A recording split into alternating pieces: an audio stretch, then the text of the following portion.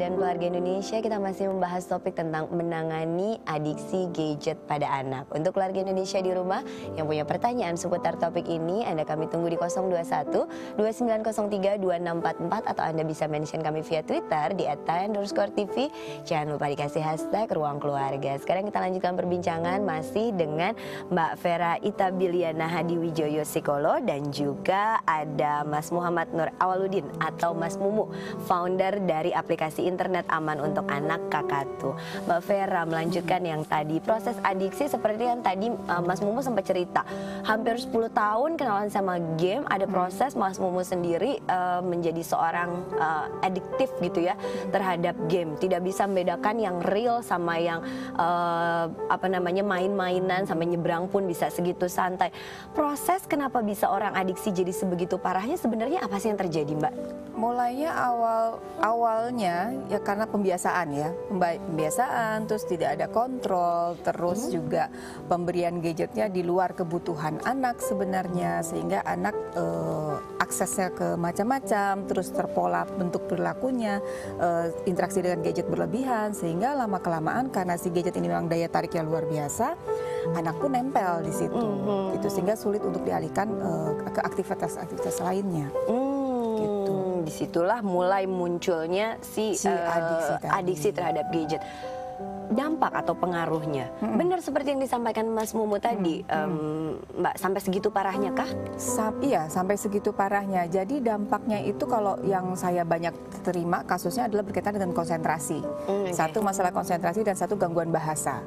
Gitu. Jadi contoh aja mungkin ya, kalau yang satu yang gangguan konsentrasi itu saya pernah ada satu anak yang tiba-tiba oleh gurunya dicurigai mengidap autisme. Gitu. Padahal riwayat sebelumnya tidak ada gitu.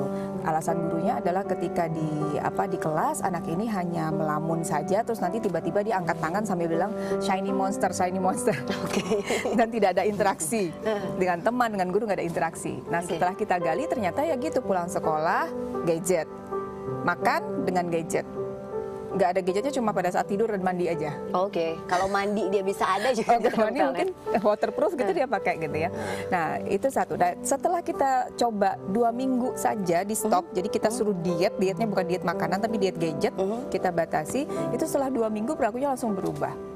Di kelas lebih aktif, lebih bisa berpartisipasi dalam pelajaran dan sebagainya. Nah dari situ aja kita udah lihat efek gadget itu seberapa dahsyatnya gitu. Terus banyak juga anak-anak yang mengalami tadi gangguan perkembangan bahasa gitu. Jadi karena interaksinya dengan gadget saja, tidak terbatas komunikasi percakapan yang 2 arah, sehingga bisa bicara si anaknya gitu. Tapi cuma 2 kalimat aja, salah satunya yang saya temui ya, cuma 2 kalimat aja. Misalnya setelah dia berhasil melakukan sesuatu, dia bilang great job, let's do it again gitu. Itu adalah kata-kata yang ada pada gadget juga. Kalau dia gagal, let's try again. Ya udah 2 kalimat itu aja modalnya.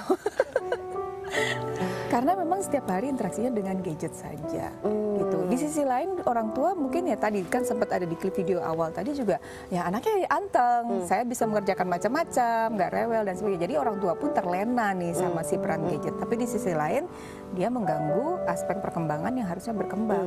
Nah Mas Mumu melihat sebegitu dampaknya parah. Tadi kan kecanduan terhadap gadget itu ya. Terus Mas Mumu juga memandang bahwa perlu nih dilakukan satu hal ya yang bisa Mas Mumu dan teman-teman lakukan, mungkin membuat satu aplikasi yang memang membatasi tanpa membuat anak merasa terkekang begitu kan. Nah sebetulnya fitur-fitur apa sih yang ada di dalam Kakatu itu sendiri? Pembatasan waktu, pembatasan game, atau apa aja yang bisa orang tua manfaatkan dari si Kakatu ini? Yang pertama itu yang pasti ngebatasin waktu main handphone anak. Nah di sini tuh bisa ngebatasin berapa lama ya boleh dia main, ketika udah habis waktu handphonenya atau tabletnya akan kekunci otomatis. Nah di sini juga kita ngasih rekomendasi nih waktu yang sehat.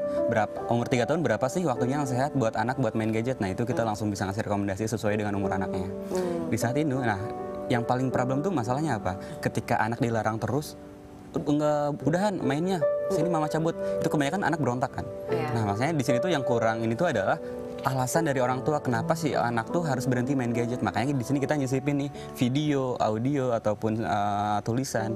Si ibu bisa memasukkan sendiri. Jadi ketika waktunya udah habis, ibu bisa masukin videonya bakal langsung muncul. Misalnya waktunya udah habis nih setengah jam, ibunya lagi di dapur, langsung muncul di videonya, nah udah dulu berhenti main gamenya, kan besok ada ulangan, yuk masak sama mama, misalnya kayak gitu.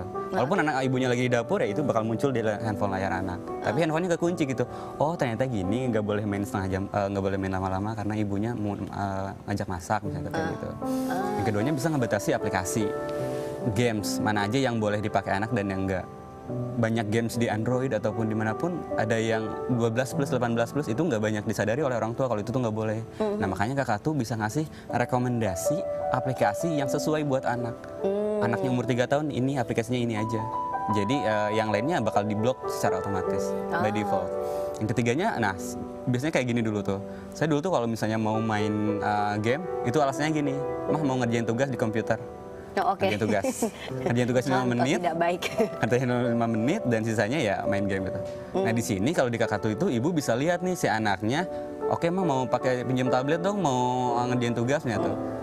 Oke 5 menit ngerjain tugas, ternyata banyaknya buka Facebook, buka game segala macam. Nah itu bisa dilihat recordnya gitu, riwayatnya berapa lama dia main sosial media atau game kayak gitu. Oke, jadi recordnya bisa kelihatan, gamenya bisa dipilihkan, waktunya pun bisa disesuaikan dengan yang memang direkomendasikan. Betul. Ya. Oke, mungkin keluarga Indonesia di rumah udah, kayaknya perlu nih. Kita lanjutkan keluarga Indonesia perbincangannya selepas informasi menarik yang telah kami siapkan untuk Anda, dan kami masih mengundang Anda di nomor 021-2903-2644 atau via Twitter di @taya_tv.